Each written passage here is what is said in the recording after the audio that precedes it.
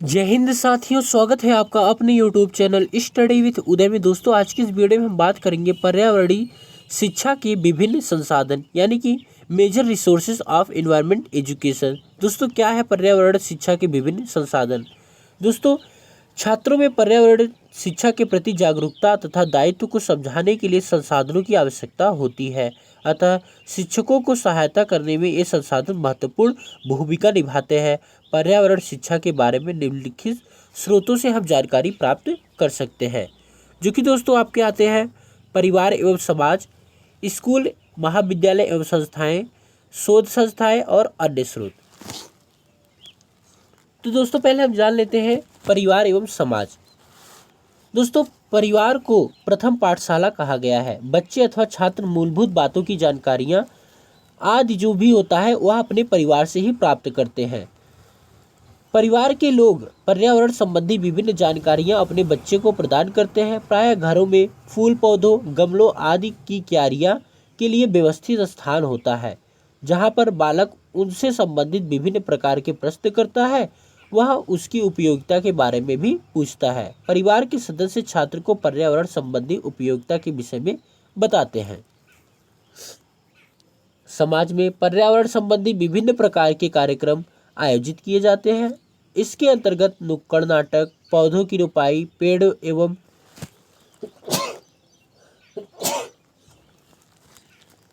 वनों की कटाई से होने वाली हानियों एवं लाभों के बारे में छात्रों को समाज जागरूक करता है तथा वे पर्यावरण संबंधी ज्ञान प्राप्त करते हैं। नेक्स्ट है दोस्तों स्कूल, महाविद्यालय एवं संस्थाएं। समाज के साथ विद्यालय एवं महाविद्यालय जैसी संस्थाएं भी छात्रों को पर्यावरण से संबंधित शिक्षा प्रदान करते हैं। विद्यालय अपनी पाठचर्या में पर्यावरण शिक्षा को भी सम्मिलित करता है। विद्यालय एवं महाविद्यालय विश्व पर्यावरण दिवस को मनाते हैं तथा इस अवसर पर छात्रों से पौधारोपण कराता है तथा पर्यावरण संबंधी जितने विभिन्न संगोष्ठियों का आयोजन होता है, ये सभी करके बच्चों को जागरूक किया जाता है। विद्यालय अपनी पाठचर्या में पर्यावरण के अध्ययन को अनिवार्य भी करता है तथा कुछ प्रदेश के विश्वविद्यालय में सनद यानी उपाधि जो प्राप्त करने हेतु पर्यावरण संबंधी एकल परीक्षा उत्तीर्ण होना भी अनिवार्य होता है। शोध संस्थाएं। दोस्तों, शोध संस्थाएं भी पर्यावरण को जागरूकता प्रदान करते हैं। शोध संस्थाएं पर्यावरण संबंधी विभिन्न विषयों पर शोध करती हैं तथा वर्तमान में पर्यावरण को हानि पहुंचाने वाले कारण, पर्यावरण के लाभ, उसको सुरक्षित रखने के उपाय इत्यादि संबंधी बृहत लेख विभिन्न पत्रिकाओं, पुस्तकों एवं जर्नल में प्रकाशित होते हैं, जिसका छात्र एवं अन्य व्यक्ति अध्ययन कर ज्ञान प्राप्त करता है। शोध पत्रिकाएं महत्वपूर्ण जानकारियों को सामान्य जन तक प्रवाहित करती है, जिसका लोग अध्ययन करके पर्यावरण सुरक्षा एवं उपयुक्तता संबंधी विभिन्न ज्ञान को प्राप्त करते हैं तथा उनमें पर्यावरण के प्रति सकारात्मक सोच विकसित होती है।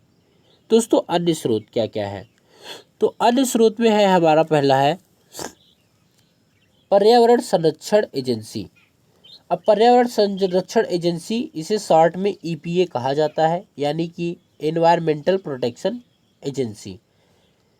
ईपीए देश के सबसे चर्चित पर्यावरण के संरक्षण के लिए समर्पित संगठन है। अतः ईपीए शिक्षक तथा छात्रों के लिए पर्यावरण संरक्षण या शिक्षा का एक स्रोत या संसाधन है। इस संगठन के द्वारा स्वास्थ्य शिक्षण बिंदु, पाठ योजना तथा पर्यावरण शिक्षा सूचना प्राप्त करने में सरलता होती है।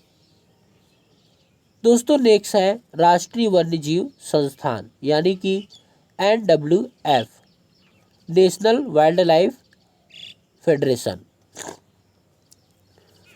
दोस्तों, वन्य जीवों के संरक्षण के लिए यह एक संस्थान है जहां जीवों को सुरक्षित वातावरण और अनुकूलन प्रदान किया जाता है। इसका उद्देश्य समुदाय को वन्य जीवों से परिचित कराने का है। इसकी एक वेबसाइट भी है जिसमें वन्य जीवों के विषय में भिन्न भिन्न जानकारियाँ उपलब्ध रहती है। अतः राष्ट्रीय वन्यजीव संस्थान भी पर्यावरण शिक्षा का एक संसाधन है, जो छात्रों की रुचि एवं उत्सुकता को प्रेरित करता है, जिससे वे पर्यावरण शिक्षा के प्रति जागरूक होते हैं।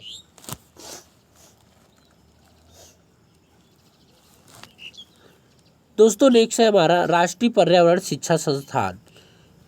यह संस्थान पर्यावरण शिक्षा संसाधन का प्रमुख स्रोत है। पर्यावरण के विषय में विभिन्न प्रकार की जानकारियाँ, प्रोग्राम आदि की सूचना उपलब्ध होती है। हाई स्कूल की कक्षाओं में पर्यावरण शिक्षा को बढ़ाने के लिए कार्यक्रम तैयार करना, राष्ट्रीय पर्यावरण शिक्षा सप्ताह, पृथ्वी दिवस तथा वार्षिक आयोजन जैसे विषयों की जानकारी प्राप्त होता है। दोस्तों नेक्स्ट है हमारा KAB यानी कि कीप अमेरिका ब्यूटीफुल। दोस्तों यह एक ऐसा संगठन है जो कि अमेरिका में स्वच्छता, अपशिष्ट में कमी, पुनर्चक्रण में रुचि रखने वाले नागरिकों के लिए एक अच्छा माध्यम है। यह संगठन शिक्षकों तथा छात्रों के लिए विशेष पृष्ठ की व्यवस्था करता है जहां से पर्यावरण की जानकारी प्राप्त की जा सकती है। अतः पर्यावरण संसाधन के रूप में यह साइट अत्यंत चर्चित है। अपने समुदायों की रक्षा करने के लिए यह संगठन लोगों एवं बच्चों दोनों को सम्मिलित करता है।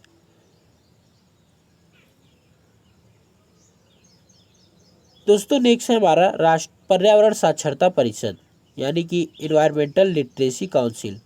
छात्रों में पर्यावरण साक्षरता विकसित करने के लिए शिक्षकों को एक उपकरण के रूप में पर्यावरण साक्षरता परिषद सहयोग प्रदान करता है। इसमें संगठन का अपना कोई लाभ नहीं होता। विश्व आधारित रचना सजीव एवं निर्जीव दोनों तथा उनके वैज्ञानिक तथ्यों पर विश्लेषण करके निष्कर्ष निकालना परिषद का उद्देश्य होता है। यह पर्यावरण शिक्षा को महत्वपूर्ण संसाधन है। यह जो है पर्यावरण शिक्षा का महत्वपूर्ण संसाधन है। यह तुलनात्मक अध्ययन के लिए सहयोगी होता है। दोस्तों नेक्स्ट है हमारा इकोलॉजिकल सोसाइटी ऑफ अमेरिका यानी कि यह जो सोसाइटी है इसके मध्य संप्रेषण के माध्यम से पारिस्थितिकी विज्ञान को प्रोत्साहित प्रदान किया जाता है यानी प्रोत्साहन दिया जाता है, जिससे लोगों में पारिस्थितिकी के प्रति जागरूकता बढ़ती है और इसके संचालन के लिए संसाधनों की उपलब्धता भी बढ़ जाती है। उचित पारिस्थितिकी समुदाय के तथा नीति निर्माताओं के बीच संप्रेषण को बढ़ाने के से पर्यावरण संबंधी निर्णय लेने में पारिस्थितिकी विज्ञान के उपयोग को सुनिश्चित करता है। नेक्स्ट है दोस्तों कंजर्वेटरी भी से कहते हैं। एक ऐसा संगठन है जो कि स्मार्ट पेपर के चयन के लिए विशेष सलाह प्रदान करता है। एक कक्षा के वातावरण के लिए कागज के संरक्षण एवं उसके निपटान के लिए उचित गुणवत्ता जानकारी प्रदान करने में महत्वपूर्ण है।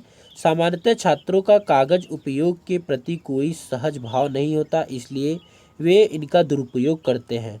अतः कागज के संरक्षण के लिए छात्रों को जागरूक करना शिक्षक का कार्य है।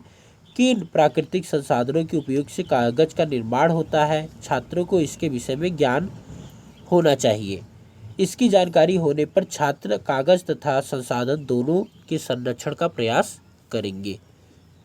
दोस्तों ये हुआ हमारा जो टॉपिक था, ये था पर्यावरण शिक्षा के विभिन्न संसाधन, जिसमें कि हमने परिवार एवं समाज, स्कूल, महाविद्यालय, संस्थाएं, शोध संस्थाएं, साथ ही साथ अन्य स्रोतों के बारे में जाना है। उम्मीद करते हैं दोस्तों वीडियो आपको अच्छा लगा होगा।